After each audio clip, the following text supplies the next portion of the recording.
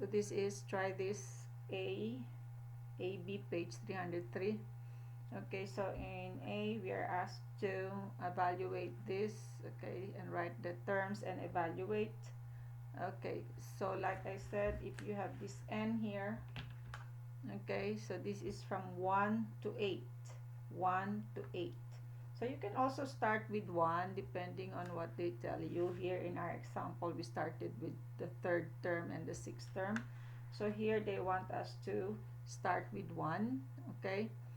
You can also write this as, okay, the sum of the first 8 terms, but here you have to have the explicit rule. You are not given the first 4 terms.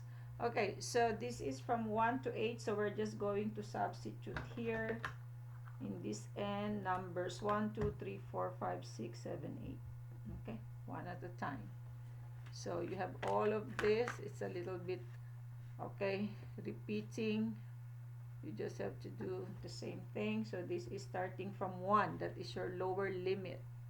So you start with 1, you end at 8. So this will be 2, this will be 3, 4, 5, 6, 7, and 8. Okay. So then you just calculate. Okay, 3 times 1 minus 2 will be 1 plus, this is 6 minus 2 is 4 plus 7 plus 10. So you could see this is sequence. They are just adding 3, right? Okay, 10, 13, 16, 19, and 22. Okay, and then you add all of that, and okay, you just add that, and you're going to get the value of the sigma notation. That will be 92. Okay, 92. Right. Okay, so the next one here is, okay, you are given, so here you are given it in this form, right? This one is given as a sequence. So you're asked to write the sum of the first 10 terms of this sequence using sigma notation. So it's given in list form. You want to write this as a sigma notation for the sum of the first 10 terms. First 10 terms. So you're starting with the 1, the first, up to the 10th term. And then what do we write here? Okay, I hope you answered the explicit rule.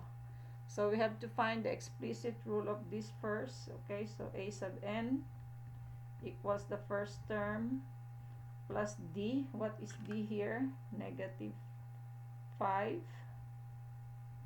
Okay, negative 5 again. We're always getting negative 5.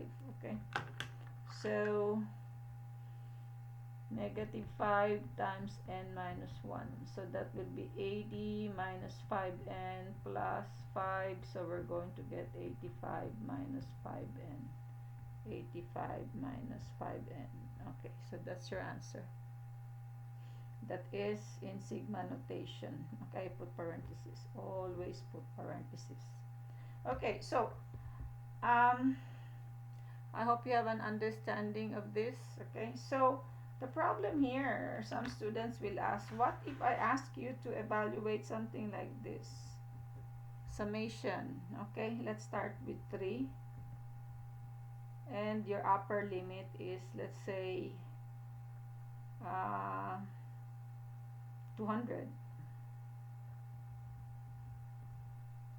Okay, and here let's just say 2n minus, let's just say 2n minus 7. Okay, so how are you going to evaluate this? Do I have to substitute that from 3 to 200? That's a lot. Okay, go to the next video and you will see. Try it first or think about it.